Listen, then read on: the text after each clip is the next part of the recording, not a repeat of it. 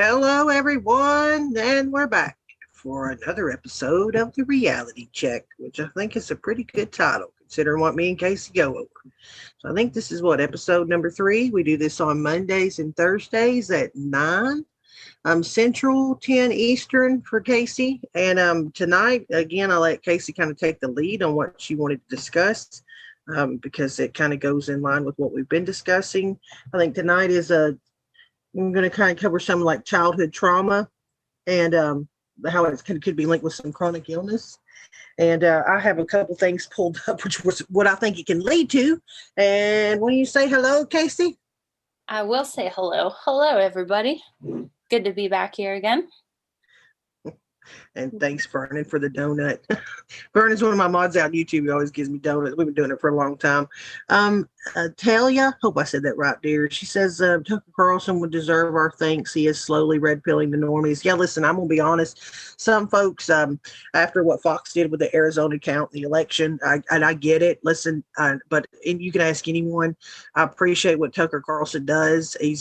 I finally broke down and he would subscribe to Fox Nation the other day because he had Christy Alley on because he does a special show over there. And I was curious to see what she had to say because she's been attacked on Twitter a lot here lately because she's showing her conservative side. How dare you in Hollywood? But yeah, he's covered a lot of things that I don't think a lot of anchors would cover, regardless if they are on Fox. So personally speaking, again, I appreciate what Tucker does. So I agree with you. Don't know where the told you so is going to come from, but yeah, now he got sick from, that came out. I think it was 4 doctors, I thought. I don't know if you know talking about Casey, but apparently there was saying 3. I thought it was 4 doctors that became sick over in Wuhan that worked at the lab. And so apparently we had the intelligence on this information last year. And I will say this again. Number 1, give me back that YouTube monitor, whoever I had last week, that's a human being, because at least it seems like they're rational. But so many channels got shut down, silenced, banned, copyright strikes, tagged medical misinformation from all the things that now mainstream media is picking up and talking about. We've been saying for a year. That somebody should at least be interested in investigating what happened with Wuhan. I mean, it was only it just so happened to be a level 4 a research lab that just so happened to be studying coronavirus. You know what I mean? Like, nothing to see here, folks. But whatever. That is a crazy thing that there aren't just more people in the mainstream wanting to learn more. I mean, it's not crazy now once you know that they don't want to, but as somebody who, I still have a Facebook account because I still use it for interacting with like dog clients and different things. And so it's funny, like if I do like scroll through the news feed and see what people are sharing, it's like there's nothing in it in comparison to if I go on like Gab and see what's on and like see what people are saying. It's just bananas. It's 2 totally different planets, like on these censored platforms versus uncensored where people can talk. Exactly. And before we get into it with Casey's blessing, because I can't help myself, you guys know my head's in the news all the time. So the couple hours before we came on the show, I had a couple things I'm going to share with you guys before we get into that subject matter. I'm going to share my sound. I'm going to go ahead and apologize to you guys if it's out there echoing. There's a couple of these things that have audio to them. So if it echoes for a minute, I apologize. It is what it is. I don't have to share and stop sharing. But here's one, just so everyone is aware, and I'm sure some of you have already heard that Biden's $87 million migrant hotel housing contract faces investigation. We're paying these hotels $350 a night per illegal immigrant as to stage welcoming committees at hotels. I don't know where y'all live, but $350 a night for a hotel. Are they booking them the Ritz-Carlton and they putting them in the Trump hotel? I don't know. But so, yeah, that's happening as Americans cannot afford to pay their own bills. And then I thought this one was crazy because this one right here showed Lori Lightfoot. You know what? I don't think I'll share the audio. Let me get out of here and just share it without, so I won't deafen everybody. With the echo, and this one is got Lori Lightfoot in it, and somebody's heckling her in the crowd, and then whoever's running the mainstream media audio on this mutes the audio down, so you can't hear the person calling her a liar. You know, there's that. Then Of course, we have Michigan Democrat Governor Gretchen Whitmer. She rescinds the rule limiting diners to groups of 6 2 days after she is caught busted out at a bar with 12 other people maskless. There she is right there. But this is the same lady that stood there and shouted down the people that lived in Michigan and told them they couldn't buy seeds to plant in a freaking garden. Beetlejuice, Beetlejuice, Beetlejuice. And then with another bit of hypocrisy, LeBron James, Mr. Hashtag accountability himself, was busted out at a function pushing his tequila brand, and the NBA is not going to do a daggum thing to him about it. While other players have been suspended, fined, yada, yada, yada, he's not going to get nothing. Nothing's happening to him. And this guy says it all. And I replied to him, y'all claim to be NBA fans, but I'm saying it's hypocrisy.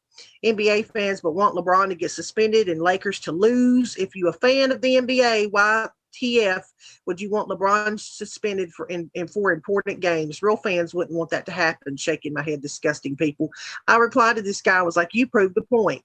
It has nothing to do with his job or whether or not they're going to play important games. It's talking about holding people accountable. If me and you're going to go to jail for something, then LeBron James should be able to go to jail too. I don't give a damn what the dude does. So that was my spiel. I think that was it. Oh, this is a good story about a police officer showed up, by the way, in Baltimore. This man, they rode up to the scene. He set his own house on fire. He shot 3 of the neighbors. Ironically, I wonder if anybody can guess that skin color is so important in this country right now, what that is on this man. But this is just to kind of show you what police roll up to. Know that somebody's armed, know that the house is on fire, and then they're having to get behind these vehicles because the man shooting live rounds and, again, shot 3 of his neighbors. So just a little highlight on, cops aren't just going out here walking in the gay pride parade, but by the way, they were kicked out of until 2025. They don't even want gay cops at the gay pride parade, but it's all about inclusion bullshit. So there's that, and I'll shut up. I had to get it out because you guys know I'm all up in the news. So we can get on to what we actually are here to talk about. Oh, wait a minute. There was one other one. I have to show you this because this is funny. Okay. I'm going to share my audio because it's daggone more worth it. Since I showed you so much shit that'll piss you off, I thought I'd show you something that might make you laugh. I live in the South. So I watch these little redneck country things that people dump on YouTube from TikTok. This makes all the sense in the world. Am I gonna do this? This is the end of this one. This I hate cow gave birth and he's trying to tag it and she won't let him. Carl's cows. That's not the video I want you to see. It's the next. Oh.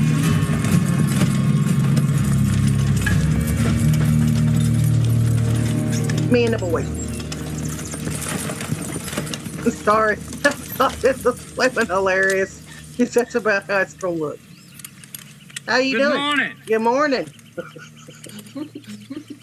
Okay. Anyway, I wanted to make. Oh, this dude's pretty funny too. She asked him what Lights. why he's drinking the Bud Lights. Don't you know what Bud Light stands for? No. Bitch, you don't like it? Go home then. Go on. Okay, sorry. Redneck humor for you. All right, that's all I had just to kind of start it off with some news I saw going on that I had to get it out there. Sorry. And thanks for all the lemons and ice creams and D Live too. What's up, Spectre? See you out there, my normal freaking co-host. Out there, Mr. Man. Okay. All right, let's get into childhood trauma and chronic illness. Y'all ready? Get your popcorn. Yeah, isn't it such a fun, exciting topic? Videos that hopefully we can trigger out and show y'all too, but go for it. Yeah. Okay, so the reason why I wanted to talk about this, and I'm especially excited in a way to talk about it on this platform with Laura, is because you're very much into the news. You have that, and a lot of people here, I'm certain, have this impulse to know the news all the time. And I'm like that too.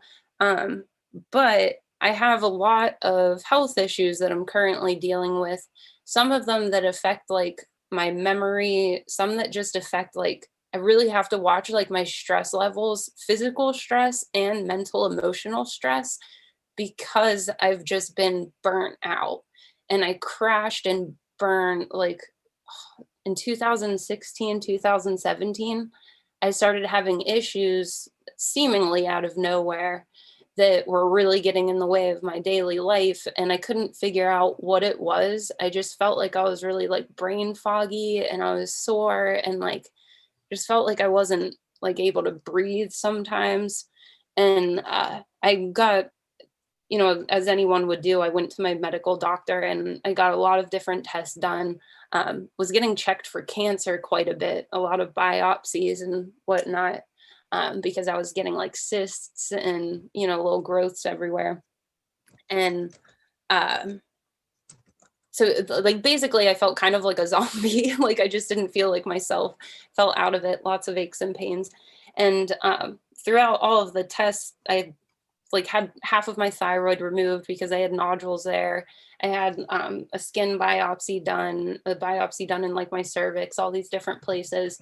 And at no point did we find cancer, but we also didn't like find what was really wrong with me. It just seemed like we were going down the path of me getting more and more surgeries. I had like these lumps on my neck, on the other side of my neck, like on the side, that I know now are just my lymph nodes that get inflamed. But at the time, I was told by my medical doctor that that I was probably going to have to get those surgically removed. So eventually, like I had decided that I was just sick of surgeries without finding out what I had, and I was looking at different, just different ways of getting myself tested for whatever was wrong with me. So I went to like health coaches. I went to like an alternative health place, which I know a lot of your viewers are aware of, Pittsburgh Alternative Health. Dr. Misak, who created Vitalometry, one of 412 sponsors. I went to see him. Plug there, 412. You should get Yeah. Yeah, exactly. So, so I, after like, I'm still on this health journey right now currently, where I'm doing a bunch of different things that I've put together and learned over the years helps me, even though I don't really have a diagnosis of any sort of what was going on. Because naturopathic doctors, the ones that I've seen, they're not allowed to diagnose anything. So even if they had an idea of what was wrong with me, they legally can't diagnose me with anything. But so just, this is a subject that's on my mind a lot, but I ended up working at the one alternative health facility and started noticing and learning about all the different links between like autoimmune disorders and other things, and how it seemed to be tied with like people that just had a lot going on in their lives, that are just like caring for a lot of people and animals, are under a lot of stress all the time. They've got busy lives, or they were hurt in some way, like they had something really bad happen to them whenever they were young. And of course that makes you like reflect back on your own childhood. And as I've said on this show before, I moved around a lot. My parents got divorced whenever I was young. And so I was raised, I lived with my mom, but she worked 3 jobs. So I was like often at different babysitters, or like my friends' parents were watching me, or like during the day, I'd just be like out in the neighborhood with neighborhood kids. So I kind of was just like raised by a community, and it was kind of hectic and overwhelming at times. And so I'm going to try. Let me try before we move on. I'm trying to figure out here what you're saying is that you think that there's a possibility. Again, I will announce this as a disclaimer. I'm not a doctor. She's not a doctor. We're not giving nobody medical advice. We're just talking about like her part, what she's experienced, and that's it. Okay, so I just have to say that because But so like what you're basically saying is that you feel like there could be links to what you've experienced now as an adult, medical issues maybe that could have been initiated by your childhood. Yes. And yeah, exactly. And what we talked about before, where in that one article, it really irked me that like we were told, or the one feminist said that children are better off being like raised by their community and never by their parents. That triggered me a bit, because I was thinking about like whenever you have your family and you're just like raised around consistent people, even if it's not like your biological mother or father, it's just people that are there for you all the time. they're going to notice earlier when you're showing symptoms of something. They're going to be able to tell when something's off with their child, or families that are around each other all the time. Things don't fall through the cracks as much. And if you're cooking and eating together, which my family didn't, you're like a little more likely to eat less processed foods. You're probably just going to be enjoying your meals more. You're not going to be stressed out and all tense as you eat your meals. Whereas whenever you're like getting sent off to babysitters, it's like a can of Chef Boyardee that you're eating each day. Well, listen, I will safely say that I will say that if you can find several cases of where 12-year-olds are wanting to cut off body parts because they've been hanging around a certain group of individuals, and one week they never had any issues, and the next week they want to be called they or them, and they never showed any signs to their parents of any kind of behavioral issues or any kind of confusion about their gender. And then the next thing you know, they've had a double mastectomy, and now we're passing laws to where you don't have to tell parents what's going on.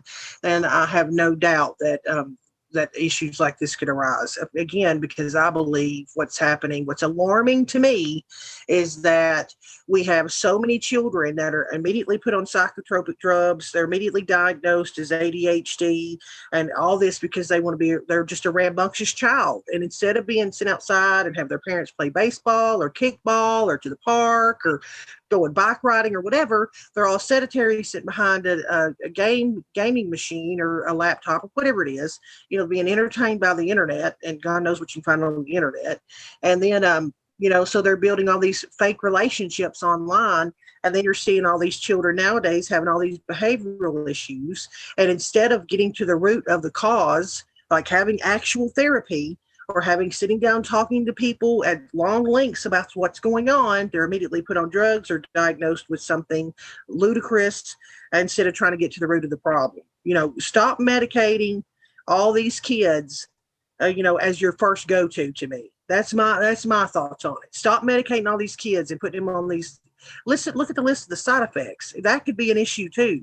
In my opinion, Casey, is like, how many of these kids are we talking were put on these heavy medicines at freaking 8, 9 years old, and then they grow up and they're 16 and they're deciding they want to be, called Zur, and they're a moon child. I don't know. Maybe why don't you ask them a few times what's the matter, and so let's see if we can get to figure it out. Make sure your Uncle Bob ain't over here doing something crazy with you, or the kid down the road ain't trying to play doctor and nurse, or you know what I mean, or you ain't got a teacher that's holding you off dragging you off in a classroom to tell you how horrible of a human being you are because the color of your skin you was raised. Critical race theory. So anyway, that's my little rant on that. I bet you, again, Casey, I would wonder how many of these people put on drugs. You know what I'm saying? Well, yeah. Yeah, kids get put on drugs. That's a good point, like behavioral issues, and where this ties into like still like autoimmune issues and stuff. If like before you give a kid drugs, make sure they're eating food and drinking water every day. Like, are they getting enough nutrients? Like, could their behavioral issues just be due to the fact that their parents never taught them that it's important to drink water, not Pepsi? Yeah, again, that ties back to people getting raised on McDonald's, and then look what happens with. This topic could go so many different places. We talked about a little bit before, about the growth hormones put in your food, the fluoride in your water, and all these. A lot of these kids have been raised on this stuff, and nobody knows really the long-term effects of it, and they sure in the hell don't want to invest any money on figuring it out, because what would happen if they got negative results from an actual independent research from some, say, whatever food or whatever drink they're pushing to these kids? Well, that means their sales would go down. So screw the kids. We got to worry about that bottom line. So yeah, I don't. There's so many different areas you can take that into. It's unheard of. Over your food, your water, your vaccines, to whatever. That's everywhere. But people don't care about the health of people. They care about lining their pockets, and that's scary to me. But Oh yeah, it's terrifying. Because whenever I see just with myself. I've seen this with other people too, but I can only speak for so much. But like, whenever I learned that I was just like unhealthy, like nutrient deficient, like, because there was a point in 2017, I want to say, where like I figured that out, like, oh, maybe what's just wrong with me is I'm living like an idiot. Like, like maybe I'm just like eating bad foods and not exercising enough. And I'm super stressed out all the time because of all these past family issues that I still have. Cause I lived in Colorado for like from the time I was like 20 to 24, 25, something like that. And so I was like far away from my past for a while. I built in my career doing my own thing. And then I moved back to Pittsburgh and I was all of a sudden in the old environment with all these memories of all these different things from my childhood. And since I lived everywhere and I knew so many people because my family moved so much and I had all these experiences, it just like, it boggled my mind. Everywhere I went, something triggered me, like, oh my gosh, that's where my friend got hit by a car and died. And oh my gosh, that's the house that this really bad thing happened and the cops had to come. And like, it was just like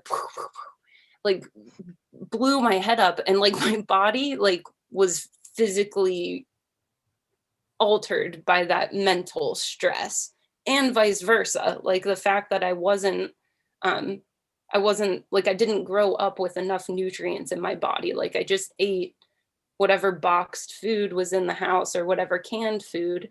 And I eventually found out that I am mildly allergic to MSG, which is in like everything that I was eating as a child. And so like a lot of stuff was just actually a slow buildup, like with my autoimmune issues. And I realized like in my childhood, oh, if the parents were paying attention, like I probably would have been okay.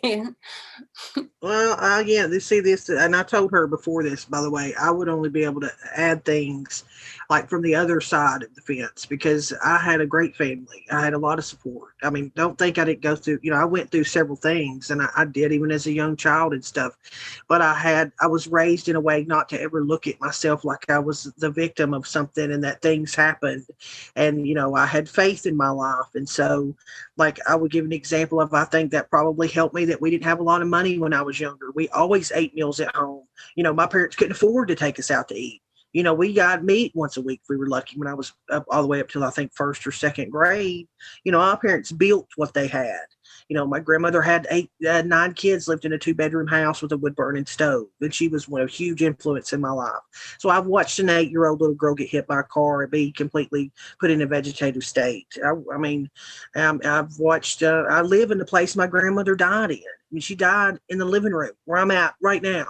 But because I have faith, I know where my grandmother is. I don't look at this as I live in, the last place she took her last breath, even though it is. I look at it as I'm not scared to be here. Do you know what I mean? Because like I know where my mother went when she died. I know where my grandma in my faith where she went when she died. My mother, my grandmother, my aunts, my uncles, who all have passed away, and that give me some kind of comfort that I believe people can be missing if they don't.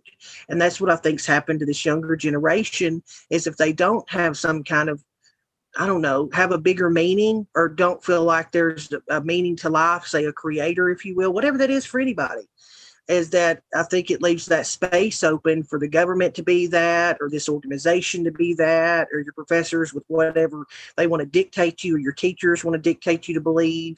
That's why I can only come at it as I feel very fortunate that I basically had nothing when I was little and felt like I had everything. You know what I mean? Like if I had a baseball bat, a wiffle ball and a bat, we could spend hours playing with that. I didn't need a lot more. I don't, and I think that because it was the people around me that made me feel like that was enough. I don't know. That's beautiful.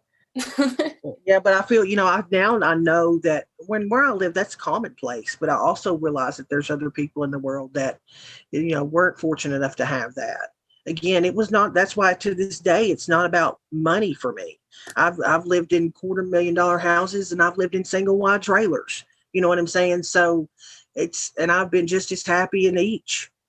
It's not about whether some guy has a Range Rover or where he drives a 1986 Cutlass, my first husband. It's never been about the finance. It's always been about, that I don't know, the mentality, if there's a support system, and that when that stops, you got to set your line in the sand, draw your line in the sand to me and say, I'm worth this. So I'm going to require this. And when you start compromising that part of you, then that's where people can come in and manipulate you and make you do things that you don't feel right doing. If you're strong in who you are, nobody can do that to you. Absolutely. You know what I mean? That is so well said. And that's that what you just said at one point, I've mentioned before, I would have been so jealous because whenever I was younger, I could recognize that, like that beautiful, just like, I know who I am and I'm cool with that aura about people. I would see people that you could just see that about them, just the faith. And I didn't feel that way whenever I was younger. It was so different.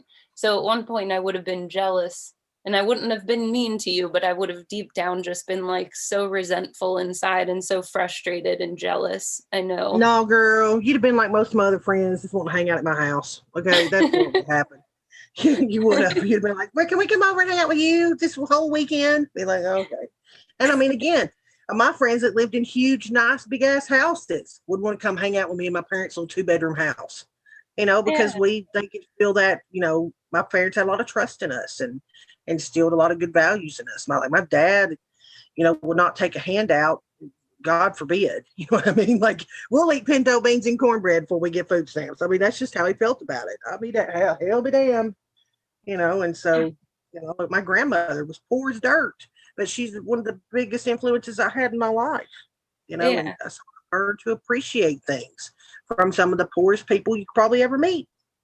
And so it is, again, I think there's value in that, because now you have a society full of a bunch of entitled brats that think the smallest thing is an infraction and that they're going to lose their damn minds because, something happened.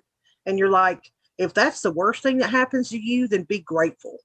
People, I believe, in this country and in countries like this and Western society with all these activists and all these self-entitled little brats, they have no idea what it would be like to actually go live in, say, Africa, say live in Ethiopia right now where there's a current genocide going on, or go actually live in China where they can't have an opinion. They can't speak out about their government or their rights or whatever, where there's actually slavery like in the Middle East and where you can buy a Filipino woman for $700. They don't know none of that. They think if they get their cell phone taken away, the world's going to damn end. You know what I'm saying? Like, so I think all those freaking people should be piled on damn cruise ships and floated off to a country where they actually are told to sit down and shut up, or they're going to be thrown in some kind of damn camp. And then maybe they'll come back to America and be like, oh my God, I live in the best country ever. You know what I'm saying? But I don't want to get too far off. I want you to be able to talk about, like, so do you feel like as you've gotten older, though, you've been able to neutralize and say, okay, that happened to me, but I'm going to be okay? Like, build yourself up from that? Yes, but I don't know if it was just so much like that as I grew older. I would say that as I chose health, as I started making healthy decisions, then I started realizing that my past was something that didn't have to be like something that I'm overcoming. It could just be like a part of my story. And I have learned to be incredibly grateful for every horrible thing that happened. Um, I'm really grateful for my parents. I love my mom to death. I love my dad to death. Same with my grandparents, same with my aunts and uncles, even the ones that I feel like did let down some of their responsibilities or didn't protect me when they could have. Like, I am very happy with who I am today, and I'm not perfect. I mean, I have goals. I don't where I am right now is not always where I want to be, but I'm grateful for everything that happened. I did learn to be there, but it wasn't whenever I was constantly like drinking tap water and going out and partying all the time and not eating enough and like making a whole bunch of unhealthy decisions. Whenever I was in that phase of my life, it was very hard for me to be grateful, and I wasn't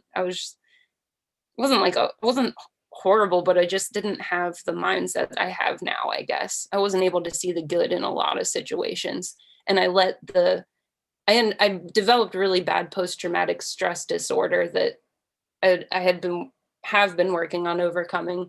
And so whenever you're going through that, it's really hard to be grateful. But now I can say, yes, I've learned from it. I've grown. Can you see the side of it though, like where I'm coming from? That my fear is that people stay in that perpetual state of victimhood, where they let those parts of their life constantly make them feel like they're owed something in a way, or like they have the right to be down on themselves or treat other people in a certain way because they feel like they're like a constant, they feel victimized. So they never climb themselves out of that hole that they feel like whoever dug for them. They see the hole. I don't care if somebody dug it for you and threw you in it, but it's like those same people never like look to the side and be like, oh, look, there's a ladder. They want to stay in the hole so they can feel sorry for themselves or feel okay attacking other people. Have you noticed that since you become more involved in all this, of how we now have a society of like here, I'll share this with you guys. This is one of the things I brought to share with me during mine and her conversation of what I just found. This is about 3 days old, and this happened. A 14-year-old girl. I'll just let you see it. I'll share this Camera. Not sure where to go or what to do, this 14-year-old girl decided to go into this restaurant. Seen here going to the counter with a sense of desperation. She looks at me with these like really sad, terrified eyes, and she asked me for help. That's when Elise Scott got up, sanitized her hands, and stepped in. I sat down, I checked the baby's vitals, the heart rate was strong, but the breathing was really labored. Yes, she got a newborn baby with her. You can see by the care whenever she says it. I mean, it's like this girl just had this daggone baby. 14. She was helping the teenage mom, left. Oh. Luckily for Scott, she's had training in CPR and first aid, not to mention she herself is a mother of 3. I was just so happy once I got the oxygen mask onto the baby and she started to cry, because that meant that, So that's enough of that. I was basically just showing you the story where a 14-year-old girl in Jersey walks into a restaurant, drops her baby off with complete strangers, walks out the daggum door. 14 years old. And today's society would rather teach that 14-year-old to not be selective about who she lays down with, to not worry about protection, just keep shoving in her face that if this does happen, don't worry, we have a Planned Parenthood over here for you. You can get rid of it. You know what I mean? Like, where is so much has slipped into today's society where these young children are taught about, so we'll go back to your point, say like mental health and how they seek help.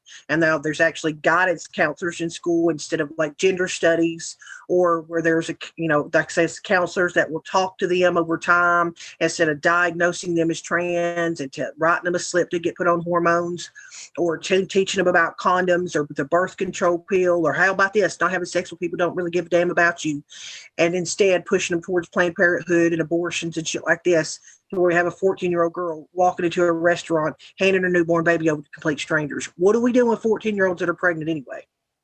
What do you think? Whether this story goes on, I will play. I've stopped it. I'll get to the point, and I forgot this was in there. But in this clip, ironically enough, this woman's boyfriend is there, and he starts crying because guess what? He was abandoned at birth as well. No, she was going to be okay. Scott's boyfriend, Walter, abandoned as a baby himself, was emotional. Wow. This is, whoa. Abandoned at birth himself. He was abandoned at birth. Where are all these people? I don't know. Anyway, won't you teach kids how to have, if you're not going to teach them abstinence, won't you teach them safe sex and how to have this happen, instead of teaching them that it's just so easy to get rid of it? That would be a great start. No. So today's society, shove your smartphone in your face, shove your laptop in your face. The kids are raised on fast food because their parents would rather hire a nanny or sit you home by yourself, because these mothers are so worried about their damn careers, even though they've got a human being there that they have given, they have had, that's, part of them. Now got to go to that job. So there's my little insert of that. You know, the other one I have coming. You tell me when you think that's appropriate, where I think these people end up when they get older. You know? Oh yeah. Well, That's a whole other thing, folks. I'll have you rolling out there, I hope. But before we go on to that, so that's just like blows my mind. I mean, I know that it happens that people can be horrible mothers and too young and that they do that. It just sucks seeing it every single time. Like knowing that baby was just left there. I hope that the man who was abandoned at birth, I hope that whenever he saw that, he thought, you know, oh, I can let go of whatever attachment I had to the thought of my mom, because maybe she was just a piece of shit like this girl's being right now. Like, you know, I hope Well, that. you know what I hope he thinks? I'll tell you what I hope he thinks. I hope he thinks, you know what? The Lord works in mysterious ways, because he looks like he turned out pretty well. He looks like he has a girlfriend that has enough money to get her hair done like that. So they look like they're doing all right. And now God just popped in their lap. Maybe you don't know their situation. Maybe they can't have kids. Maybe they have a couple kids. Maybe they're thinking about having another kid. And here they're sitting in a restaurant and he has the chance to pay back what was given to him, which hopefully he was raised by somebody that cared about him. And now this baby's been given to him, you know, and the same basic situation is playing over on itself. You know what I mean? So hopefully that's how they think about it, you know. I love We'll take care of this baby. But it puts it in a light of where, see, there's, to me, because I'm faith-based, it always will kind of at some point revert back to that. I'm thinking, well, I hope they think that, you know, they have the opportunity to give that baby a life he had. Yeah. You know, so well, hopefully.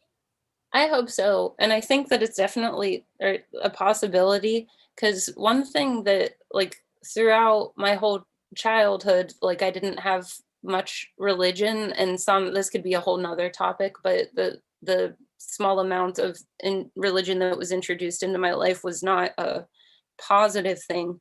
But the one thing that I can say about, like, just kind of being out in the world and always being like shuffled from one place to the next is the one thing that was consistent was that there's a presence there. Like there's good, there's an interconnectedness of everything. Like there's certain patterns that you just can't deny. It took me a while to figure out that it's what I consider to be God now. Like because I wasn't taught like from a Bible, or I didn't go to like CCD, like people in my family. Like I was never given really anyone's version of what any of that meant. So I kind of just like pieced together my own version of what I thought God was. And it may not be exactly the same as, you know, another person's, but I think all the same basic stuff is there. Like treating others the way you want to be treated. Yeah, well, and there's two things that's made me think while you were talking, and I'm going to bring up this first one first. Talia, I hope I'm saying that right. Talia said family can begin younger if family values are intact. Something, hang on. My grandmother was 15 years old when she gave birth. So was mine. My grandmother wound up having 9 kids. But back then, if you think about it, the value system was a lot stronger. You know, they didn't have smartphones and laptops and stuff. They had a core of people around them that would help them. Like their mothers would help them if they had children younger. And now it's like, well, whatever. And then 412, what did 412 say? He said, in my day, we used to save the abandoned baby without making a social media post. Then it reminded me of what, again, because Christy Teigen's back in the news. Unfortunately, a few months back, she lost her baby. And I remember looking at the articles that were wrote right after that, where her and John Legend literally posed in the hospital room for a photo op. Like somebody had to be standing away from her. They weren't taking their own pictures. Somebody stood away from them where she's sitting on the bed and he's resting his head on her shoulder. Snap, thanks for all the love and support. I'm like, who does that shit? Like, who tries to garner sympathy or attention and stuff after something like that happens in their life? But that's the society we live in today, that everything is an Instagram moment, even the loss of your child. Wow. Freaking disgusting. That is disgusting. And it makes me think that, like, no matter how much, like, my parents weren't physically there for me, I'm at least glad that even if I had parents that were together, it would drive me nuts if they were just like glued to their phones or like doing that shit on social media all the time. That would make me crazy. That would make me absolutely insane. I'm grateful I never had to experience that because I see it. I can tell. I can even tell if I'm working with a dog, I can tell if they have owners that are just like distracted by their phone too much and like just trying to get cute pictures of their dogs, but not really interacting with their dog. You can tell by looking at their dog, and you can tell with people's kids. You can tell which ones are just like, whose parents are just sucked into the void. And it is those kids, I would say from my limited viewpoint, that those kids are the ones that I see that are transgender, because I know several transgender preteens, almost teens. And I have a relative who's gay and she's 13. Like, I see a lot of them are the ones whose parents are just distracted, who are halfway there, where they can say they're there. On paper, they did everything. But whenever you're looking at where their attention is, it's never on their children. Or if it is, it's just as a way to get more attention for themselves. That is worse than what I had growing up, for sure. Yeah. Well, again, I think hopefully, you're, to me, you're quite a significant. There's just quite a significant difference in our age, and I'm telling you, from what I see, again, is the things that I believe people your age and younger, and I'm not saying you, I'm speaking in general, but for people that I say your age and younger, look at some of the most minuscule things as like trauma-based stuff, right? Like. It shocks me that in today's society, we have so many young adults and now yet teenagers that look at something that I would never have thought of to even look back on. Like, I lived with my dad being an alcoholic for several years. It was hard. I mean, I remember times I used to beg my mother to leave him, and because it was like walking on eggshells. But I don't, I only think about that situation like now in this conversation with you. I don't live in that. He's a great man now. I mean, he stopped drinking on his own. I don't ever even think about that time of my life because it was just a part. It was a part of it, but I don't let it define me, if that makes sense. And now, I don't know. And like now I hear kids now that will say something about being at a party and drinking too much and being promiscuous or something, and then talk 2 or 3 days later like they were sexually assaulted or like it was so traumatic for them that, oh my God, here's my victim card. And I'm like, no, dumbass, you got too drunk. You laid down with Bob over here. Next time, make better choices, but don't let it define you. You know what I mean? Like, really? Oh, yeah. It's like they don't have enough crap to be worried about. They digging for shit to be worried about. Yeah, I lost a lot of, or not lost, but like kind of grew away from a lot of friends in high school and my early 20s for that reason, because it's frustrating. It's frustrating if you've been through anything that actually like caused you to fear for your life or whatever, and then to hear other people compare something where they wouldn't have been at risk if they hadn't put themselves in it, and maybe they weren't even in as big of a risk situation as they're making it out to be later. Not trying to say that I don't believe people, but there are people that are not worth believing, I guess, sometimes. There's that old saying, misery likes company, and I was told that a lot of times. And I think it has a lot to do, and I will agree with you on that aspect of it. Probably has a lot to do with, number one, who you're surrounding yourself with. Especially, I have I have a vice with the education system and what they're doing to young kids and making them feel like you're totally perfect. There's nothing wrong with you. If you want to be called their moonchild, that's okay. It's okay. We're going to love you. Nobody's setting this kid down and be like, what? Hold on a minute. Why do you feel this way? Why are you acting this way? Could it be the 3 friends you found 2 weeks ago that all in that same clique decided that this is what they're going to be, and now you're number 4? That could possibly be it. It's your choice. You've made this choice on your own. You have the same article written about children are not aware enough to pick their own Halloween costume, so it's culture or their cultural appropriations. And the same people saying those same kids can decide whether or not they want to change their gender and take hormones and lop off of their body parts. Those two things you can't hold those two things simultaneously. So a kid doesn't have the cognitive ability to choose their Halloween costume can also decide whether or not they want to change their gender. Like what?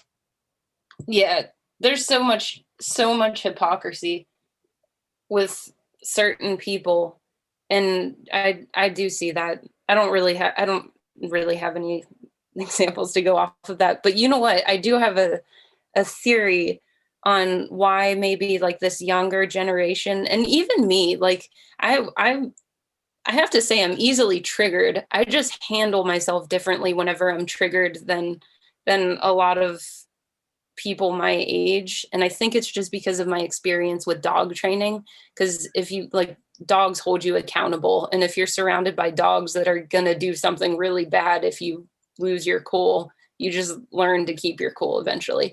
But I am easily triggered. While I'm going to start really quick, you're saying one of those woke words that are like the triggered thing.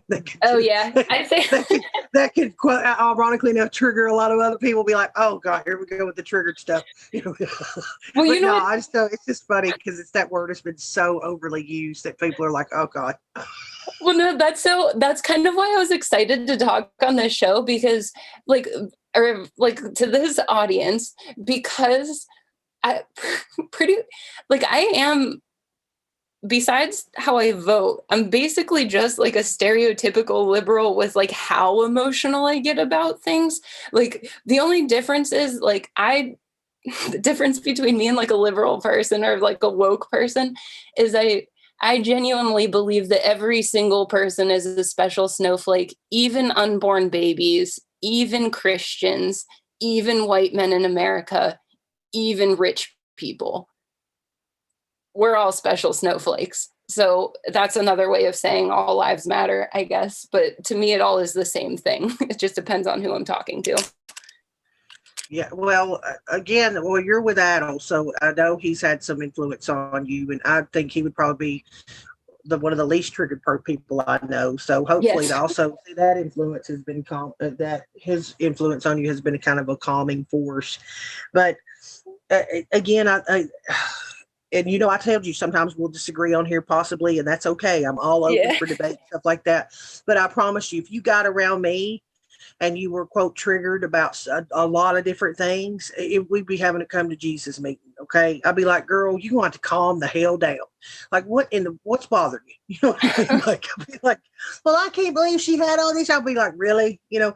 Let live and let live. Unless they are hurting you, then don't worry about them. Let them be them or whatever. I don't know what all you're talking about though is quote triggering to you, because I'm probably the exact opposite. Not much triggers me.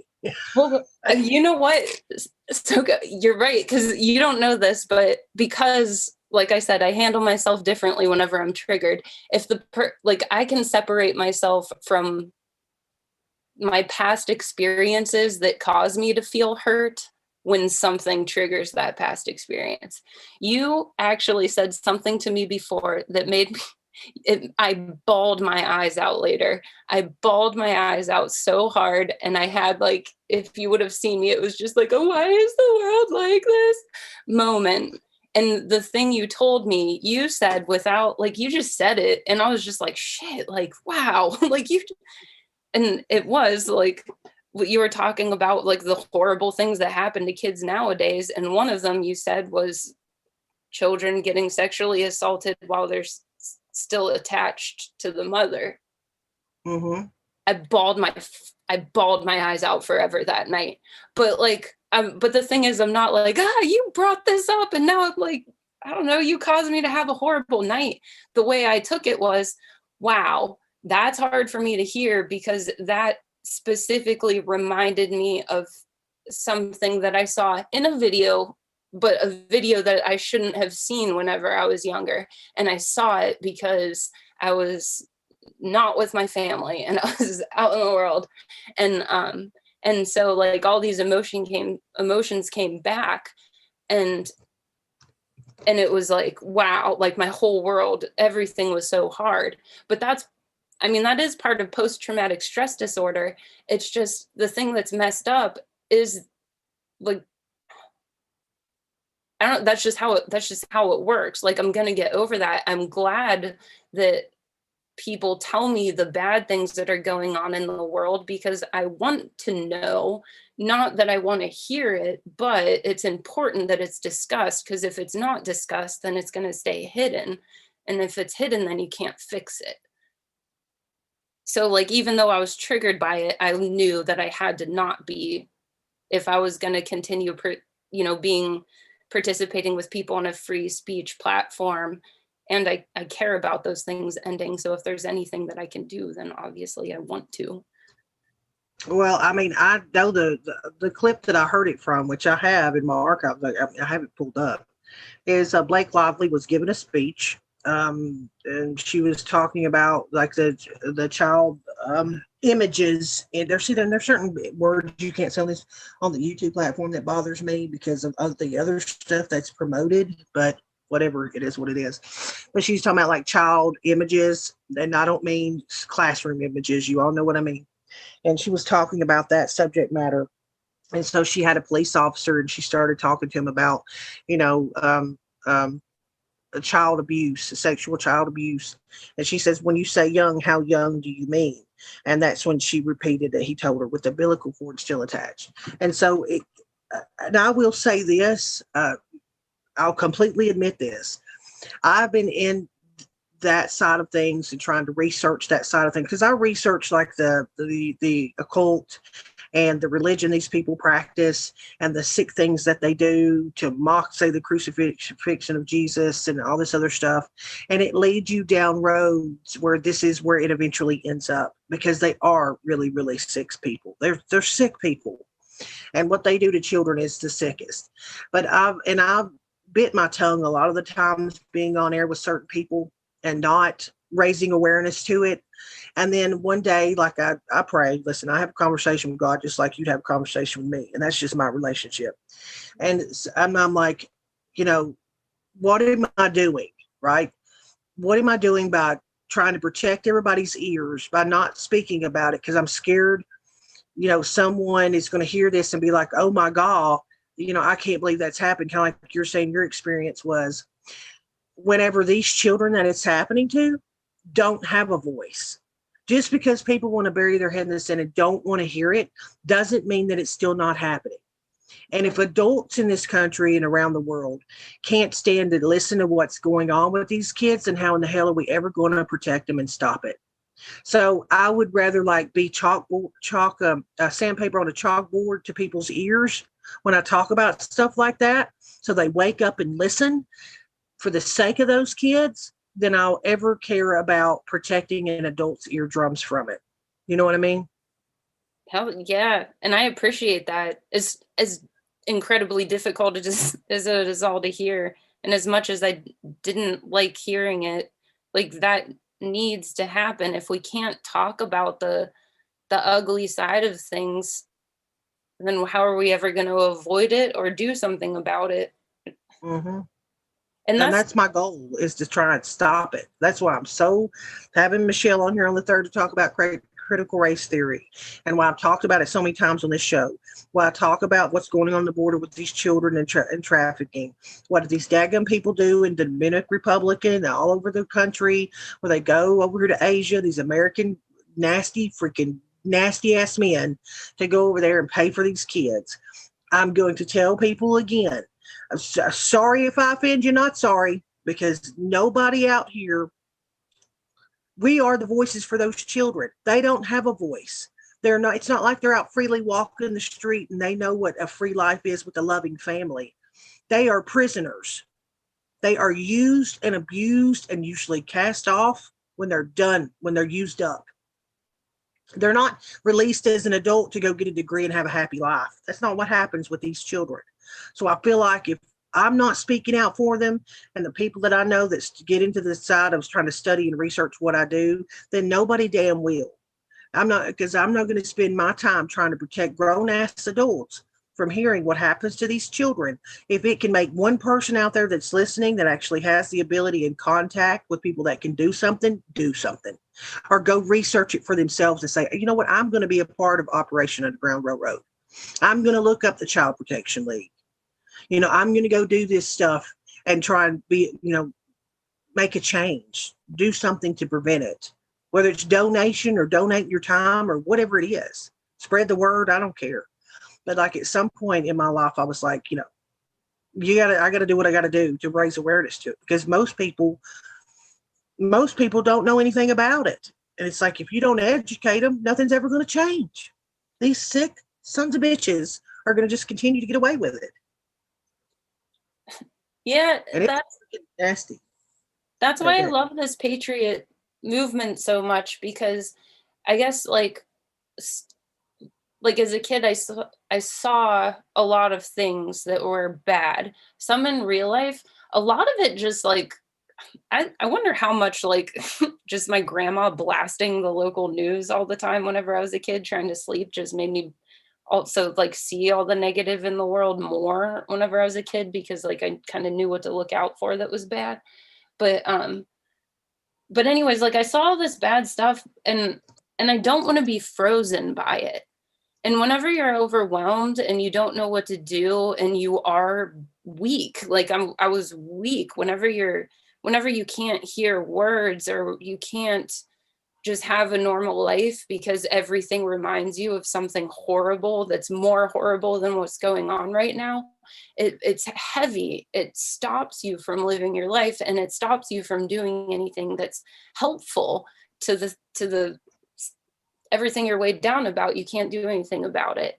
And that's why I love being surrounded by patriots and people who don't care that I'm triggered, because me being triggered is less important than children that are getting like raped at the border of our country. Like they're obviously more important right now. So it's like, fuck my feelings in the moment. We all need to look at that still, even if other bad things are going on. Like we can't just like, there's a whole spectrum of bad things that go on. And once the bad thing stops happening to you and you're out of it, you have to be able to let go of it, or you'll never be able to like or not undo what was done to you, but use what you were taught by your bad experiences to make the world better. So you don't have to complain about it or cry about it or be a victim of it. I think that's the point, though. That's kind of what I could do. I wish that I could take every one of these crying 25-year-olds that think they've had, because they can't have a smartphone, or their parent wants them to move out of the house and actually get a job, and then they cry and act like it's the most traumatic thing they've ever been through, and they don't know what trauma is. They don't know what it means to actually have no one, or not even have food on their table, and be treated as a commodity, as an actual slave. And not even as a slave, as a sex slave. We're talking about kids. It's like I want to sit all these people down in a room and be like, what are you crying about? Imagine that person living in a brothel. It's 7 years old, as young as some of them 3. It's whenever you have to give an instruction manual to a man that walks into these places and be like, well, this is the age we can do this, because if not, you're going to kill them. There's a problem there. And that happens all the time. And so, that's what I would like to tell these people that have no idea what that might be like for that child, to think about how bad has their life really been. Whenever these kids have no choice, they can't get up and move. They can't call social services. They can't get food stamps. They can't get, live in the projects for $12 a month. I mean, these kids are, that to me is trauma. That to me is PTSD. That's stuff like that right there. And so again, you'll get me fired up on that subject as well, because I stay there a lot. I mean, I have to take breaks because I know I've built up quite a thick wall to it. Listen, I've watched things I would never expect anyone listening or you to ever watch that has left me in tears. And I'm talking, I've been down the damn rabbit hole with this subject where I have built up a pretty thick wall. And so when I watch something, I start bawling about and have to like go back and watch something That's completely, a comedy or something uplifting, or, I'll watch a pastor that I really enjoy to watch, or I don't know if you guys have ever heard of Pure Flix. If you've never heard of Pure Flix, these people should sponsor my ass. But if you've never heard of Pure Flix, you should check into it. It's basically like a Christian based streaming thing that do a lot of Christian movies. I've watched 2 today. Just give you an example, because there's no violence, there's not cussing. It's usually all about God is Real is on there, stuff like that. Really good little movies that are very wholesome. You got kids, check out Pureflix, Purflix. And but I have to do that to recharge my battery, because I'll be the first to tell you it's hard, or start drinking. What's her name to start drinking? No, don't want to do that. I dealt with that in my early 20s. Think I gotta, what did they say? I was watching Biden do a presser with Manny Mua on Breitbart. Can't unsee it. Oh, he's talking about Biden. Yes, you can. That stuff, that's a whole other subject. But to that point is, I'm human. I have feelings. And it's, so it will eventually get to me. So I know when I need to push myself away from it and go focus on something different, because it's not, I know better than to stay in that place. I would never recommend people that ever have had trauma as a child, have ever been abused, sexually abused. I would never expect them to go into the research that I have gone into, because it probably would bring up memories for them that are not healthy. And I respect that and I understand it. But that's why I try to warn people if I'm going to cover some kind of content like that, because I understand it. Thankfully, in my situation as a child, I never faced any of that. Now, as a young woman, a couple times I had creepy men. Well, one time I was 14 or 15, but that nothing happened. Like I told you, they proposed that question to me, and I was like, "Open a damn door." but so I get it. I really do get it. But I feel like somebody has to pay attention. Somebody has to look into it. Somebody has to be aware, and somebody has to spread the message. That's why I don't hold back on my Christian faith anymore. I used to been doing this stuff for 3 years, and I used to qualify what I said. I used to be like, okay, everybody out there, if you're not Christian, or or you're an atheist, or you don't do this, and I understand that, I respect that. This is just my opinion. I'm not trying to preach to you. I mean, I used to go through this whole qualifier like that, and I sit back here one day and I thought, what am I doing? Why am I acting like I'm ashamed of who I am for everybody else? I'm done with that shit. Like, if look, I'm not perfect. I cuss. I do things. I am not perfect. But I'm not going to apologize because, I believe. I'm not going to do that anymore. And so I don't. I'm not going to do it. We were given one homework assignment, and that was to spread the message. I'll be damned if I'm going to come on my own channel and apologize for being a Christian. I'm not going to do it. And so if it runs people off, it runs them off. I told everybody when I started this channel, when I had a meeting, and asked any of them, that if somebody were to come to me, and I mean this like I know I love my mother. If somebody were to come to me and offer to sponsor this channel and say, we'll give you $1 million, that the only thing that we require is that you can't talk about God anymore, I would turn it down. Now some of you might be like, oh, whatever. No, she would. I promise you, because I know what that means. That means selling out. That means doing exactly what I rail about these Hollywood actors and music industry doing. I would never do it, because I know that this is a test where I'm at right now. This is a test. And if you can make it through your short little 70, 60, 70, 80, 90 years through this test, then you have eternity to live in heaven. So I'm not selling my soul for shit. I'm not going to shut my mouth talking about God. And the people don't like it, they know what a door is. Because it is who I am. It is why I'm probably the way that I am. And I don't try to let things bring me down and me feel sorry for myself. I mean, I have 2 hip replacements and a shoulder replacement. I've had 3 total joint replacements by the time I was 33. When I was 19, I was told I could never have kids because I got stage 4 cancer. I have a lazy eye, which is considered blind. You can't tell it if you look at me, like that's my picture, but it is considered almost blind. I have to have like my license says I have to have both outside mirrors because of it. But I don't let that shit define me. I don't sit there and go, oh, I'm so pitiful. I have titanium hips and whatever. It's just part of my stories. It's just part of it. And it's nothing compared to that 5-year-old that's sitting in some brothel somewhere, being used up like a piece of meat. I have nothing to complain about. Sorry, there's my rant. Now you go on for about 20 minutes. I'll shut up. Well, you shouldn't be sorry about that. And I know that you're really not, because you shouldn't be. Like, the faith aspect of everything, like, whenever you have faith, you can use the bad things that happen to you and you can turn them into good things. And that's how I know God's real, because that's like part of me getting over the things that traumatized me as a kid, as I've been tackling it one at a time. Like, okay, what was the thing that happened? What triggers it? How does it make me feel? And I've just been kind of like going back and realizing, like, there's a lesson in every single thing that happened to me. Like, some of the things that happened whenever I was really, really little, like, it's not my fault. I couldn't have prevented it, but I could see how if certain things were just skewed a little bit, it wouldn't have been that way.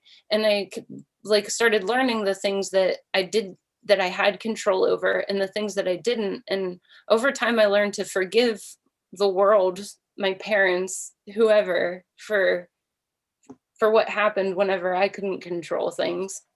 And then the things that I can control my past by making a better future based on what I knew from it. But it's only because I believe in God, that there's something bigger than me, and that there's value in everything that I learned. That's why I can do it.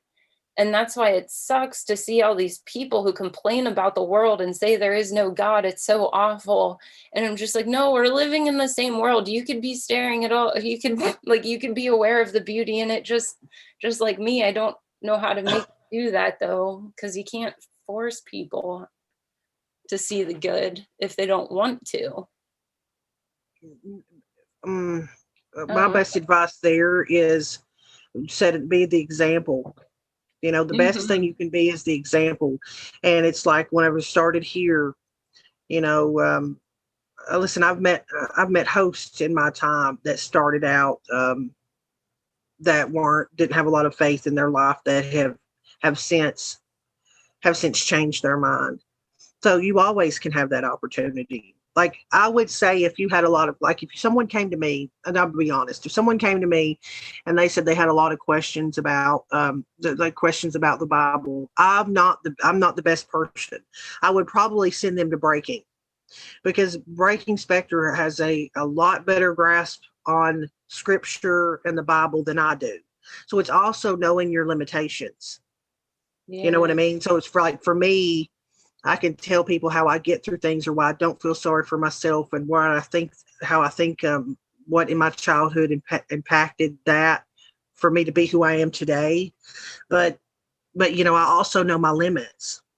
I also know that, there's better people out there to do it than me. And so I would direct them to that path. And there's like, I'll tell you, even on this channel, where I've told people where I would go to for, like, as a pastor. I'm one of them that I listen to because I like him, and they don't have to pick that one. Of course not. It's like anything in your life. If you're making one of the biggest decisions, and trust me, finding someone to follow in that light or to learn from is a huge one. You might have to go through 40 before you find one that you're like, all right, he's not the guy in Texas that's just trying to take my money so he can buy a plane. You know what I mean? Like, so I don't understand why people think if they walk to a church and they're like, I don't like this guy, it's over for me. You know what I mean? I don't get that. But, that's what I tell people. It's just like when you buy a house, you don't walk into the first house and go, this is it. No, I looked for a house for a month before I made a decision. And that's nothing compared to finding someone that you trust to preach the word to you. That to me is a lot bigger of a decision to make, than buying a house. So, it is what it is. Yeah. Well, there's a lot of bad people, a lot of different professions blank well. That's why it's like with any one of them, you'll find horrible people in all kinds of professions, from teachers to preachers to you know, everywhere, judges to, you know, cops to whatever. There's going to always be that handful of bad, you know. Yeah, but there wouldn't be so many if the adults were paying attention to what's going on with children. Like, but you saying all this, like the importance of finding someone to learn from. I tried whenever I was younger, like I wanted to have what my cousins had, like this faith in God. And I wanted to feel like it meant something if I sat down and prayed before bed, like my cousins did.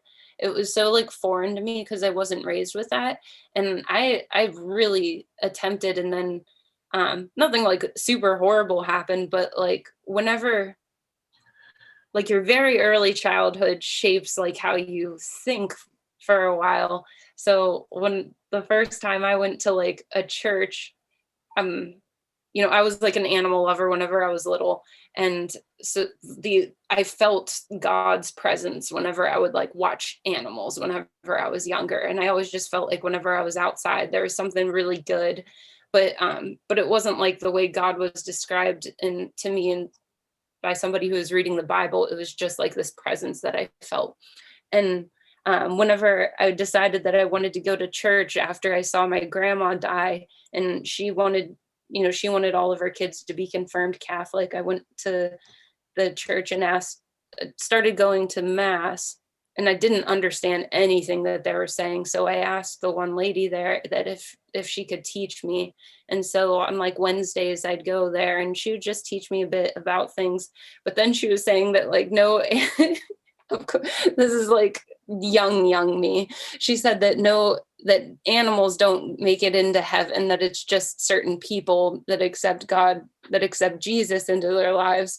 And like after a while I was just like, that's bananas, like I can't possibly believe that. And so I've tried like a couple different churches whenever I was real young. And I went to this one youth group once in this very small church and in the middle of nowhere. And it was a youth group, like the kids were like dropped off. And I'd say that the range of kids was from like 3 to like 14, maybe would be like the oldest. And I'll never forget being in the basement of that church. They had some weird art on the wall that just like of like Muslims getting exploded, like getting shot at, like that. I don't remember the details of it, but I do remember the pastor or whatever he was. And sorry, I don't know the words, or the labels, but he told this story about how like once you fall out of the grace of God, you can never get back. And he went on the story of how there was a girl who like tried smoking a cigarette whenever she was younger. Cut to several years later, she's addicted to heroin, getting raped all the time. And it was her fault because she smoked that cigarette when she was younger. And once you fall out of the eyes of God, you can't go back. And well, sorry, yeah. That just like crushed me at the time, because by the time I had been there, I already had certain bad experiences that he said was this girl's fault. And I was just like, I'm trying, like, God, I'm trying so hard and I don't know why. Like, I don't know.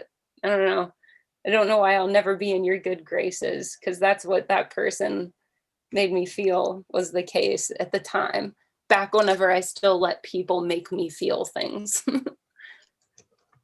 Yeah, again, it's well, I try to read chat and type in chat while you're talking, and then try to. It's that's why it's a learning experience to try to. I don't even handle it all quite well, but again, that's why I think it's important of the people that you surround yourself with, and I think that's why it's so important that children are given a ton of options, whether they're community, where it's in their school with their guidance counselor, whether it's, I would say being put in a Girl Scout or even sports. But again, see, I'm speaking from where I live. I know that not every place is like where I live. I know that there's big cities. I mean, I have a sister that lives in Atlanta, and it's completely kind of, big city there. And, even my sister's kids got lost in the mix when they first moved there from Tennessee.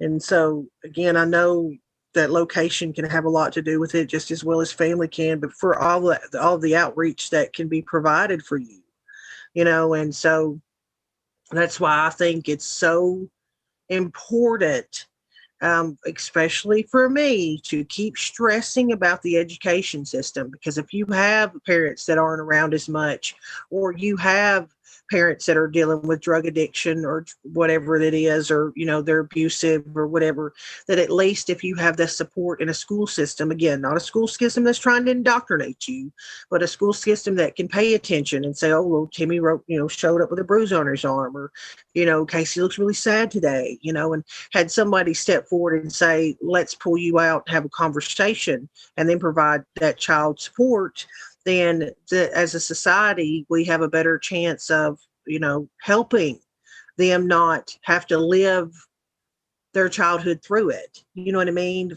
Whether it be really, even if it's just busy parents, and you're like, okay, you're having to pay the bills.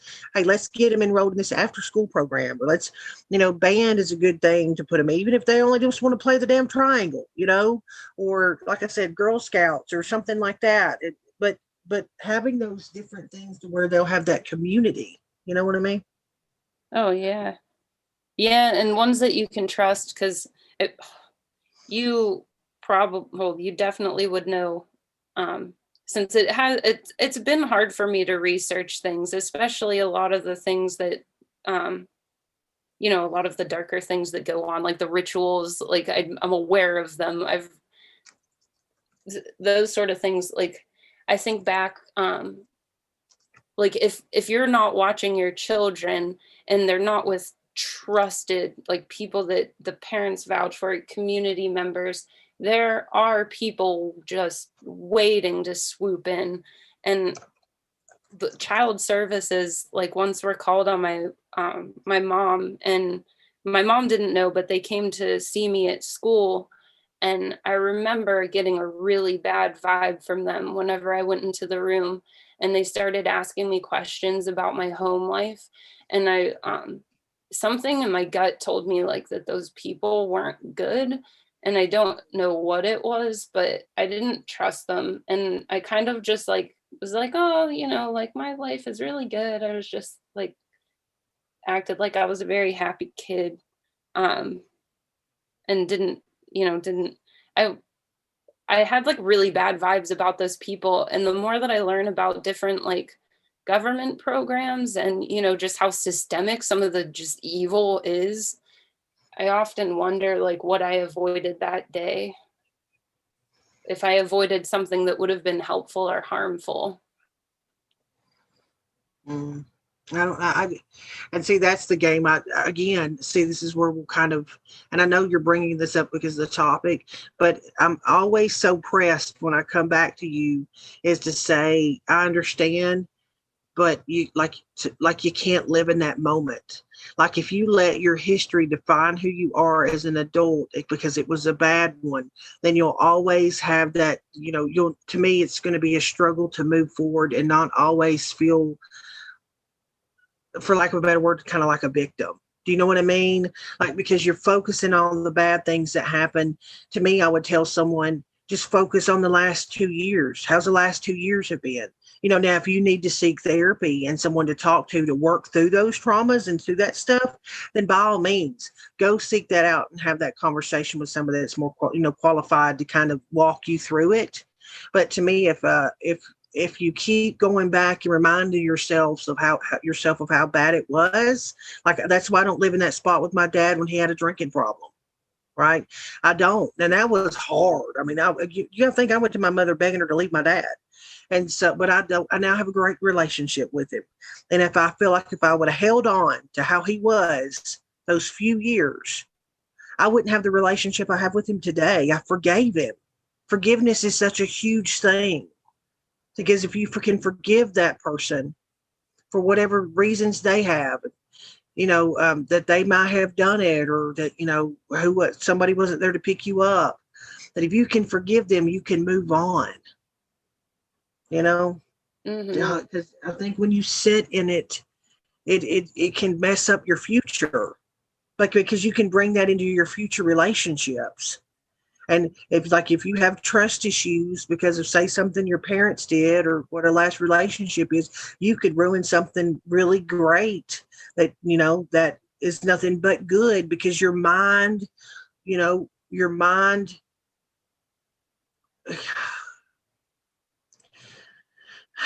your mind won't allow you to be treated well because you're always waiting on the other shoe to drop. And here's another thing. It might drop, because we're never given that assurance that it won't. It's always a gamble.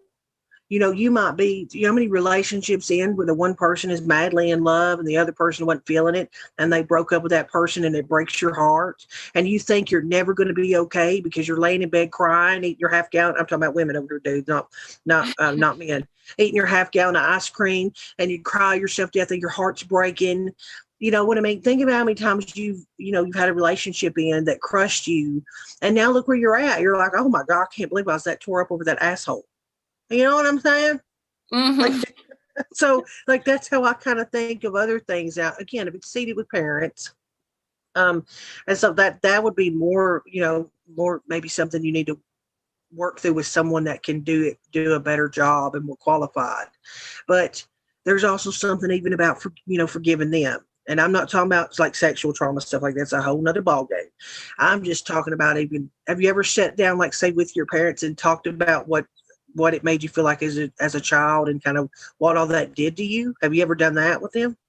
Oh yeah. And that's what's gotten me to the point where I am now. Cause right now, like I can talk about a bunch of negative stuff that's happened to me very easily because I do forgive everyone, even the ones like I've had my face beaten in by someone, like even that person, like I forgive them. And it's because of what I've been learning mostly, like that the whole world is so fucked up and that we are being targeted and traumatized in certain ways. Now there's still plenty of good, but I can see why people are the way they are and why they do bad things.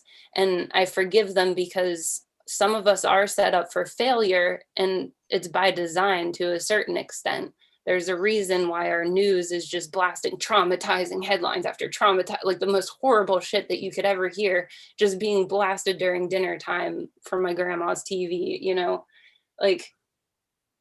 Well, to give you an idea of like, I talked to him a little bit about my dad, and kind of things lived through with him. But for everybody to understand, I didn't live some fairy tale. Like I've had the 3 joints replacements. I was not able to have children. My ex-husband chose drugs and then took my own 9mm handgun, pulled one bullet back into the chamber with it loaded with one in the chamber and stuck it 4 inches from my face. So listen, like I've been through it. Okay. But like that stuff still to this day doesn't define me. I'm so glad I got out of there. I ran to my parents' house, called the cops. He was arrested, got divorced. He moved on. I mean, he died 2 years later in a motorcycle accident. So that is what that is. But so I have seen it. I have been to it. But and listen, people from my sister to some of my closest friends will talk about how all the stuff, if you put it on a piece of paper and actually listed it from age of about 14 on, some of the things I've seen or witnessed or whatever, I just don't let it keep me down. I'm not saying I'm not down. I'm not sad sometimes when things happen, and it doesn't hurt me. But whenever I get through that grieving process, I write that down in my soul as a lesson in my life. It's a teaching moment for me. I'm like, whoop, let's not get into it. Have you ever had trouble? You know what I mean? Like, whoop, and move on. You know what I mean? Like I do. And I'm not everybody, Casey. Trust me. Everybody's not me. People handled stuff differently. That's why, I'll never have all the answers. And I don't for anyone in particular. I can only speak on myself on it.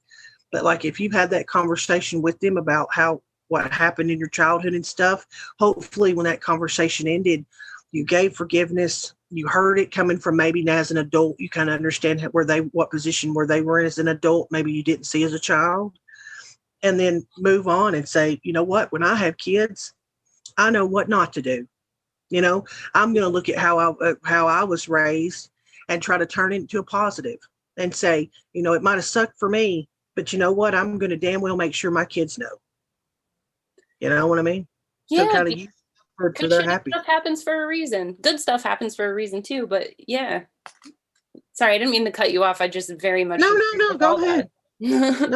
No, it's all good. It's all good. So I don't want to skim over because we've already been going for about an hour and a half. I want to get back to if there's anything because I know you had brought up those articles to make sure that you get the points out that you wanted to make because, we do go off on other things. Oh, yeah. I want you to be able to talk about what you want to talk about. Yeah. So I'm going to kind of shut up more and let you kind of discuss these things. Sure. Well, coming into this, just to make it clear, right now, there's a lot that I do want to talk about. It's hard to sort out my exact points because I am overwhelmed right now, just not being great with on the computer in general and not knowing who my audience is exactly or what you want to what you would want to know. But I did have a point that I wanted to get by, I guess, with the stuff that I was going over today. We live in a world where what's the term? People are getting black pilled. You see people that do just focus on the negative that's going on in the news. And I'm talking about within the movement, within the patriot movement, the people who are yeah, well, this didn't go the way that was supposed to go. So everything's obviously hopeless. And look at these kids today. They're all being shitty. The world's going to suck soon. The point that I wanted to make, but don't know how to stay on topic well enough yet to do so, was that people wake up in different ways and they're asleep for different reasons. And a big one that I think that a lot of us share and are going through right now is the healing process from either trauma, actual, mental, emotional trauma, or just the physical trauma of not having your nutritional needs met and then eating all kinds of shitty stuff on top of that, stuff that's actually bad for you. Both of those things clog up your mind and make you irrational. And then you start getting easily triggered. You start, you just start putting negativity where it doesn't need to be, and it starts getting in the way of progress. But I don't think that we need to get mad or upset about that. I just think we really need to recognize and take seriously that we are able to heal from whatever point we're on.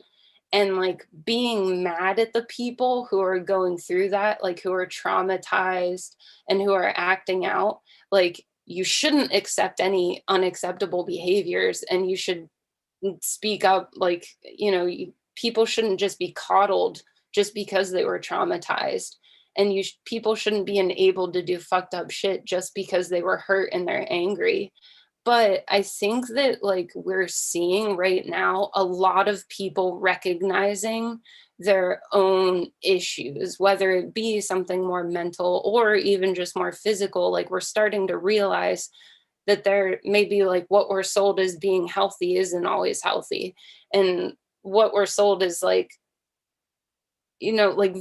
think that we're going to start, the majority of people are going to start realizing that just being a victim, whenever everybody else is a victim, it's going to lose its value. And then we're going to start looking at well, what's the worst thing that happens? In my mind, that's pedophilia. And so I think at some point we're all going to be well, let's stop the pedophiles. Even the green-haired kids that are screaming at their moms about having to pay rent or moving out or whatever. I think that there is going to be I think that this wake up is happening. It's just happening at a different pace, that the people who have their fully intact working brains want it to work. Because and if we can stop the people that are trying to push the pedophilia as a sexual preference, well, that would be great. Yes. Yeah. Those are the things that we should always stand up for. Those are the I think that again, that's why I encourage people all the time here that if they're, because a lot of these people, I know, will travel from channel to channel, from show to show, and watch kind of all this coverage of these different topics, and most of them are political.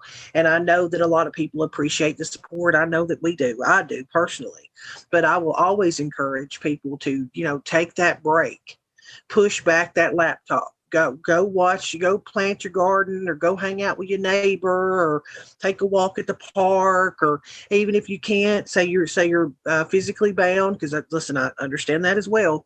Then go to the PureFlix and watch a movie that's going to make you cry in a good way, because you feel inspired, or watch something that's funny or uplifting, or these videos that are like paying it forward, where there's I say a cop saves a puppy, or rescue video, something like that, because consuming the negative stuff all day, every day, hour upon hour is soul crushing. It's soul draining, and so I that's why I encourage people to step outside and get that breath of fresh air, and remember of why it's worth fighting for.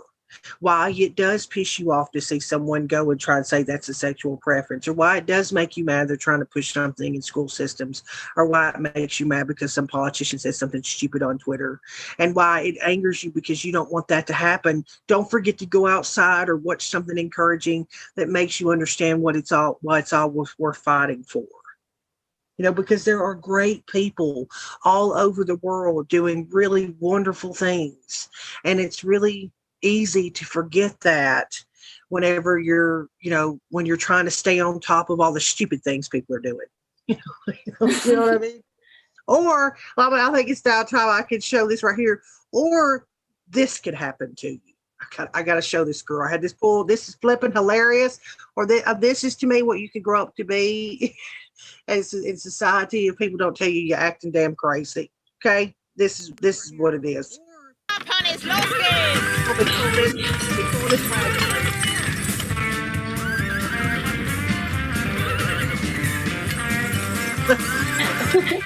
I cannot help myself. And if you want to be a dog, listen, we're not being hypocrites here. You can be a dog. Human pups are a hidden community of ordinary men who lead extraordinary double lives. With a damn cone on their head. We talk about dogs all the time. Everybody loves a puppy. This is what happens when you shut down mental health facilities. Okay? That's what happens when you shut down the mental health facilities and you don't get to me. You don't get these kids some attention when they need it, when they're growing up.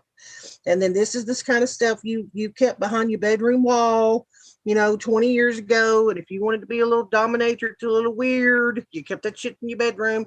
And now it's a society. We're prancing that shit out, making YouTube videos on it, doing documentaries about it. Okay. And so please seek the help. We don't need you wearing leathers thinking you a damn pony. Yeah, the kids are watching that just like, oh, those are the people in charge of my well-being. Cool. Those are the adults. Nice. We're fucked. When I found out Dick or Dildo was being promoted on YouTube to kids, I about lost my mind. Yeah. Yeah. You know what? I told my mom about that because I had a conversation with my mom. Like, you know what? Like, what's going on? Because my little brother and sister are really young. and I love my mom to death. If you're listening, Mom, I love you. But she was so detached and just so distracted whenever I told her that she just laughed. And I was like, Mom, did you hear what I said? This is like on YouTube, just like where like my 3-year-old niece or my 3-year-old cousin or whatever can just watch it because kids have smartphones. Like, yeah, I'll play a little bit more. While you're talking, I'll shut off the sound, and so it don't reverb back, and I'll mute it up. I'll mute it to give you an idea. Look, you cannot make this shit up. Look at this. Look at this. This is nuts. Again, if you want to do this stuff in your damn bedroom, then go for it. But having a damn parade,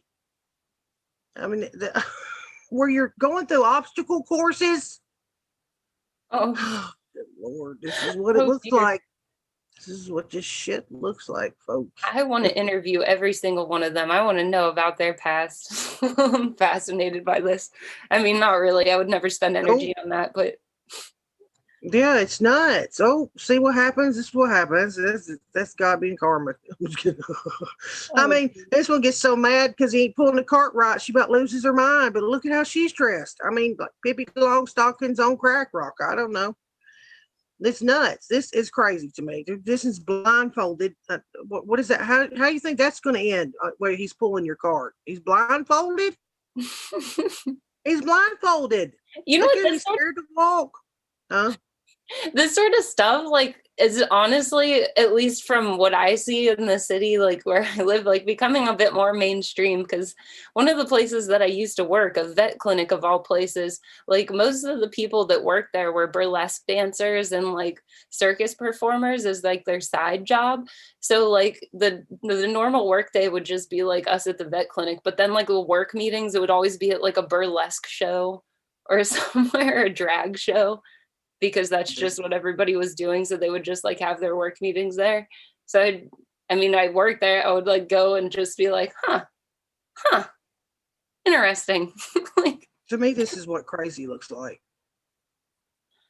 I mean, I've never seen anything in person like that with the animals, but I don't know. I know a lot of colorful characters in my life, so I wouldn't be surprised if I met people that do this on the down low. Listen, again, if you do it on the down low, what you want to do in the, but my issue is that, again, is not that this is being normalized. This is like being like, oh, this is just a preference. This is okay, and then being shown to children like, you know how many 6 years old would be told if they could be a horse or a pony would be like, Mama, I want to be a horse. Yeah. And nobody sees if there's an issue there, as we've talked about, to try and kind of circle it back, if you will, just to bring it back around to, like, if you're told this and you see this as a 6-7-year-old kid, well, then they might have issues as they get older, being confused about who they are. Yeah, I don't know. Give them a damn chance. Grow them up with 3 squares a day. And it's a good education system where they actually learn about history and mathematics and science, not critical race theory, not gender studies, actually being educated that, here's a math problem, here's some social studies, stuff like that. Instead of like shoving down all this other like overly sexually, averted, I don't know, you know what I mean? Let's worry about who goes in your bathroom, Timmy. Can we please have a society where a little girl can go to the bathroom, not have to worry about whether somebody with the swinging thing is going to walk in the damn door and have everybody lose their mind because the mother has a problem with it?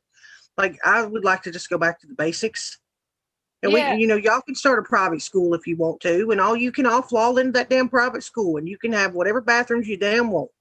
But public schools, I can't imagine, because I don't know. But yeah, so that to me, I had hilarious when she told me what she wanted to talk about.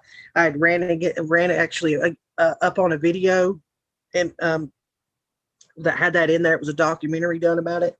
I was like, oh, I can't help myself. I'm going to show what I think happens at the end of the day if you don't address this situation. I'm glad you found it. That's a great way to break up the talk. Well, you know what I'm saying? It kind of gives you a break in the stuff. But going back to you, while we still have a little time left, is like I said, do you feel like you've learned anything, like is in the last, say, year or so that you would tell anybody if they were in your position? Like if someone was listening that had been in your position, experienced the things you did as a kid, now that you know, if let's even say that they're an adult now like you, like what advice would you give them to kind of heal themselves?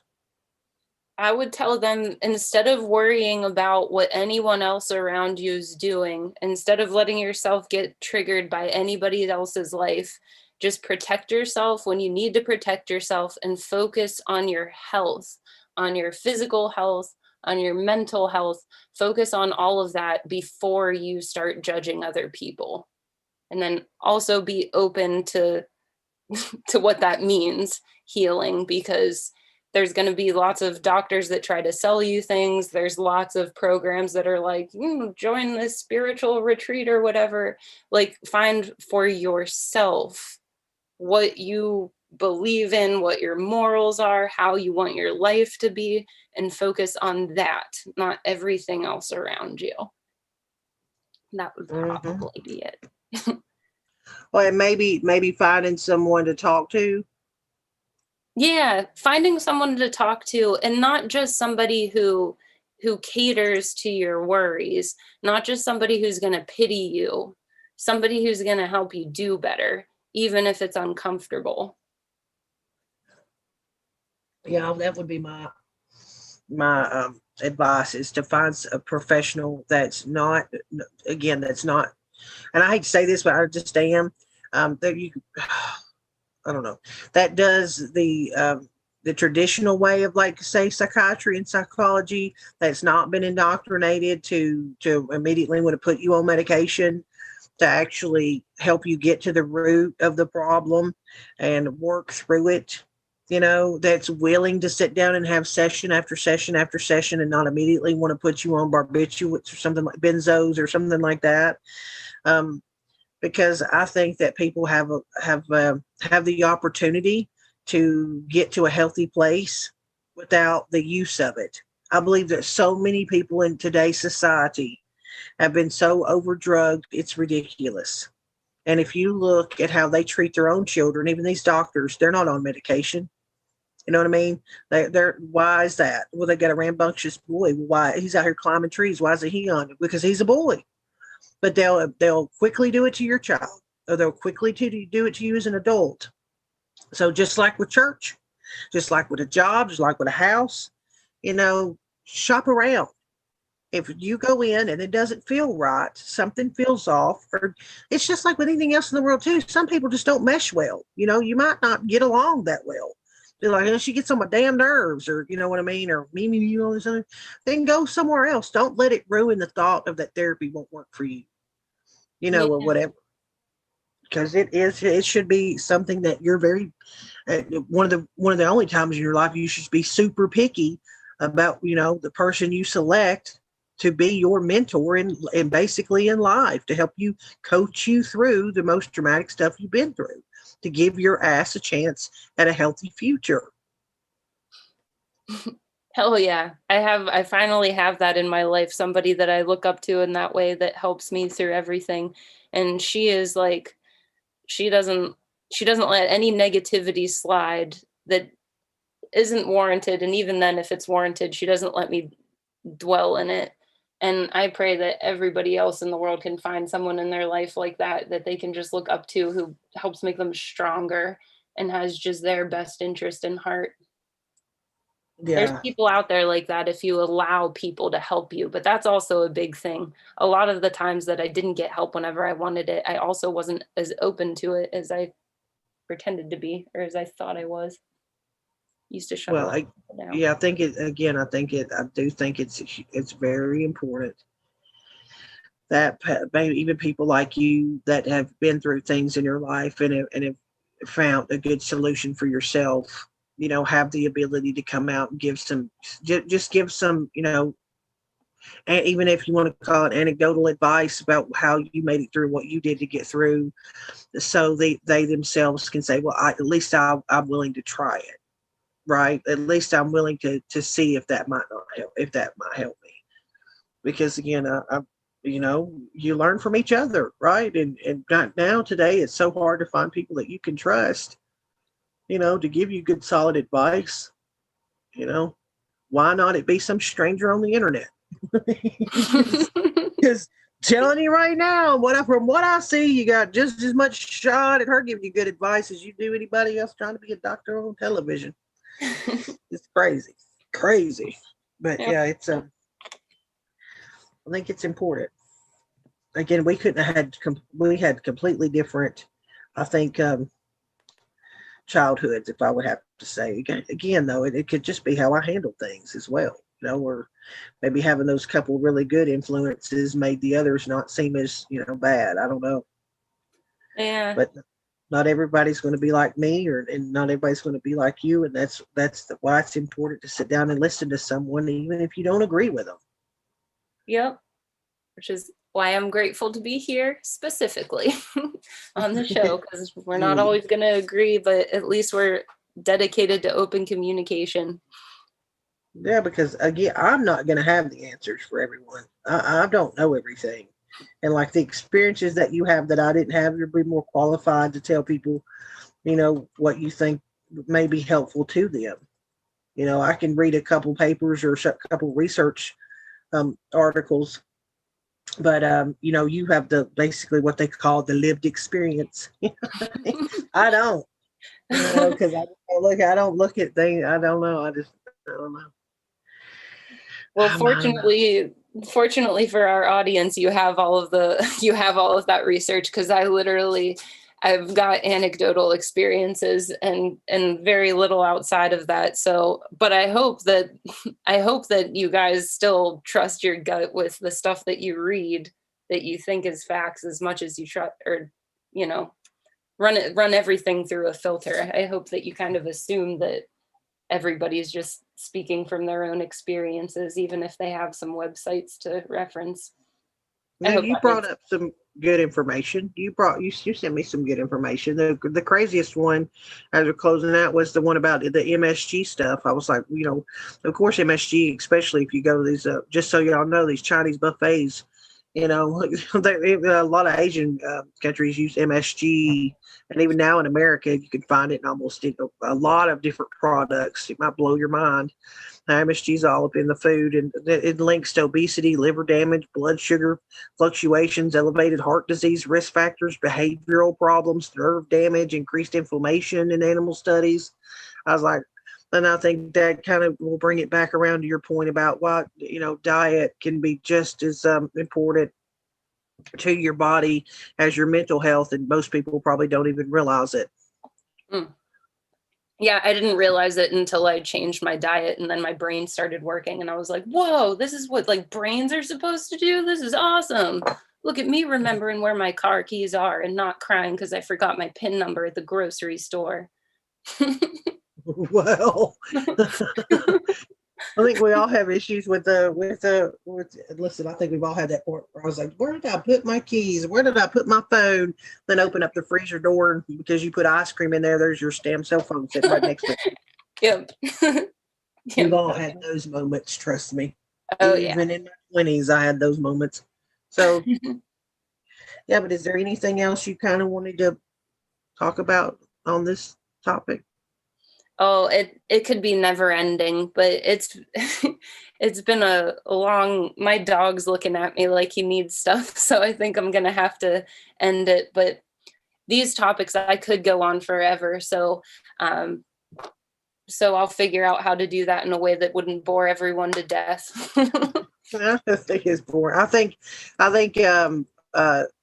Thursday though, we'll maybe completely switch gears and talk about something completely a little off the topic of the family and stuff, because we've been on it for 3 shows now, to give a little bit of break, because Michelle is coming on the 3rd, which I'm telling you, I have only interviewed, I think, on 3 people in my whole time of being on air, and Michelle is one of them. And it's because I'm so passionate about the kids and the education system, and she's allowing me to stream the presentations that was given that she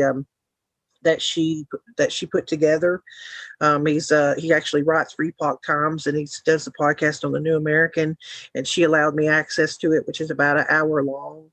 And I thought I knew a lot about CRT, what was going on in the education system. And then I watched that. I thought, man, I don't know shit. I know surface stuff, but he was bringing up things that blew my mind about, give you an example about a coach. He was the boys coach.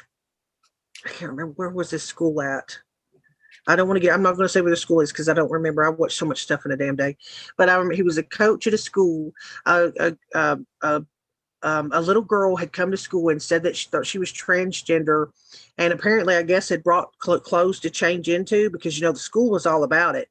Told her to go to the locker room and change her clothes, and the freaking demanded that the male coach go to the boys locker room and watch this little girl change out of her clothes and put on boy clothes, and he refused. He said, up until 2 minutes ago that was illegal.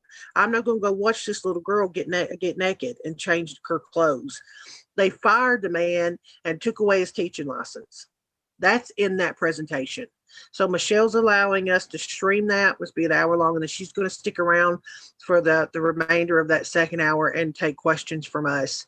And it's like she's just a beacon of knowledge. Some of the stuff though that Alex Mann says in this presentation will blow your guys' mind about what's going on, things that I had no idea about. And if you don't dial into it, you probably won't.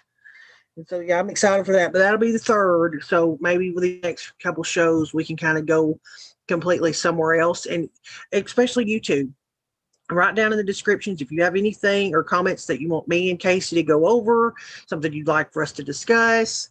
We're more than open to it. We'd love to hear some feedback from you guys. I know you have to go to YouTube, leave your comments, but that's just is what it is. There's no comment section below Foxhole and D Live, but if you do that, I'll check them out. And then my email is the 5by5.network@gmail. You can always slip it to me there. And me and Casey would, we'll check it out, see what it's about. And with that, we're going to call it a night, I think. You ready to call it a night? Oh, Your dog's ready to call it a night. He sure is. All right, guys. Thank you guys so much for being here with us. We will see you back here Wednesday for our regular lineup. And then me and Casey will be back Thursday. So you guys have a good night, okay? Talk to you later. Bye. Bye.